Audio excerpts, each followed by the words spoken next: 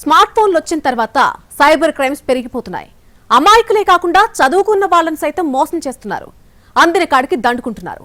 కానీ హైదరాబాద్ లో ఒక వ్యక్తి పాకిస్తాన్ నుంచి కాల్ చేసిన సైబర్ నేరగాళ్ల నుంచి త్రుటిలో తప్పించుకున్నాడు. Cyber criminals రెచ్చిపోతున్నారు.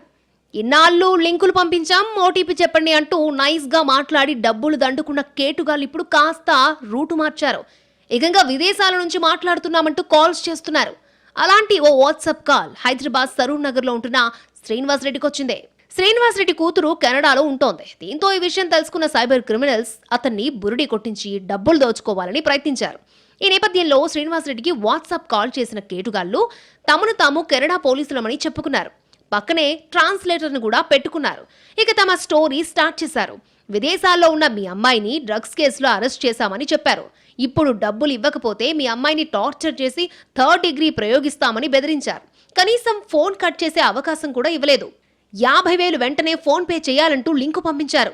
తన కుమార్తెతో మాట్లాడించాలని డిమాండ్ చేయగా వారు నిరాకరించారు. డబ్బులిస్తే తప్ప మాట్లాడించబోమని తేల్చి చెప్పారు. శ్రీనివాస్ రెడ్డి ఇక్కడే తెలివిగా వ్యవహరించారు. వారి వలలో పడకుండా తప్పించుకున్నారు.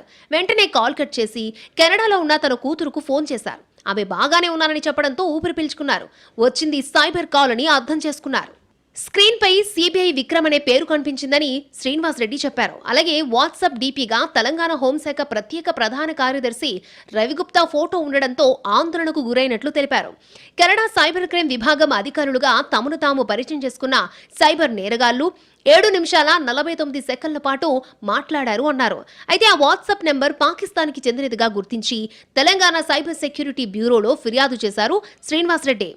ఇలాంటి సైబర్ కాల్స్ వచ్చినప్పుడు ఎవరూ గాబరా పడొద్దని, సైబర్ నేరగాళ్లు డబ్బు తీసుకోవడానికే ఇలాంటి వేషాలు వేస్తారని, వారికి ఎవరిని అరెస్ట్ చేసే సీన్ ఉండదని పోలీసులు చెప్తున్నారు. సో అలర్ట్ గా ఉండాలని కోరుతున్నారు.